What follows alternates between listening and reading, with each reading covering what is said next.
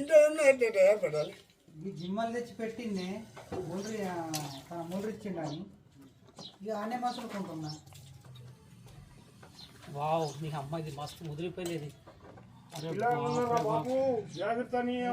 కరెక్టే ఉంటానే చాలా పెద్ద లేదు ముదిరింది.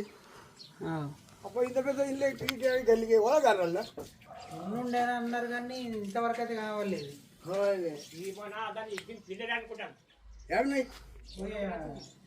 పిల్లలు అయినట్టు సామాన్య ప్రజలేదు మామ.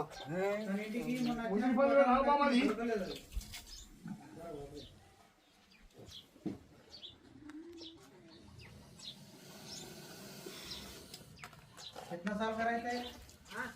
रहता एक 22-23 साल का था.